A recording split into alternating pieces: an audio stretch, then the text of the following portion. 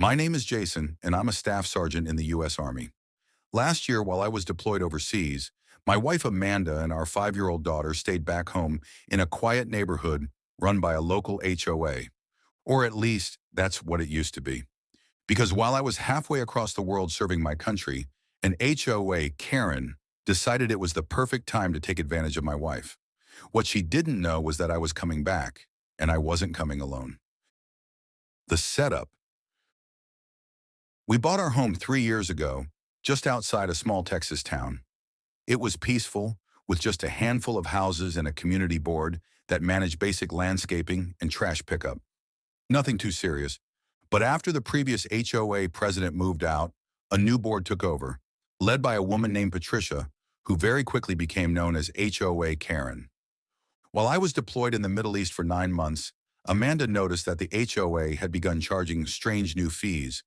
Curbside appearance penalty, some $100. Mailbox uniformity fine, $65. Tree overgrowth processing, $200. Amanda tried to dispute them, but Patricia insisted they were new mandatory improvements and threatened legal action. My wife was alone, stressed and caring for a child, so she paid. Over the course of my deployment, Patricia scammed Amanda out of over $3,400. The final straw fee. 2 weeks before I returned home, Amanda received a notice. Due to ongoing non-compliance, HOA is considering property foreclosure proceedings. Foreclosure over arbitrary fines. Amanda was in tears. She emailed me, scared we might lose the house.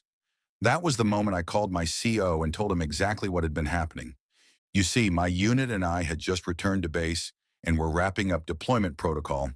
We weren't officially home yet, but we were close enough to pay a visit. Operation Neighborhood Justice. I arrived back in town with 3 of my closest squad mates: Sergeant Riley, law student, Corporal James, IT genius, and Lieutenant Danvers, fluent in legalese. We wore civvies but rolled up in my truck, ready to show Karen a little organized professionalism. Amanda had saved every letter, invoice, and notice. We spent the weekend documenting it all and checking county records. Turns out, Patricia had been running a fake HOA by falsifying official documents and inventing fines that were never approved or filed. On Monday morning, we marched straight to her door. The confrontation. Patricia opened her door wearing pearls, holding a latte, and smirking like she was about to sell us something. That changed fast when I handed her a signed letter of intent, written by Riley and backed with evidence. I calmly informed her that she was operating without legal HOA authority. She had extorted thousands from multiple residents. I had filed a report with the state attorney general and sheriff's department, and several of her threats were federal mail fraud, which my buddy Danvers really enjoyed explaining in detail. Patricia turned pale.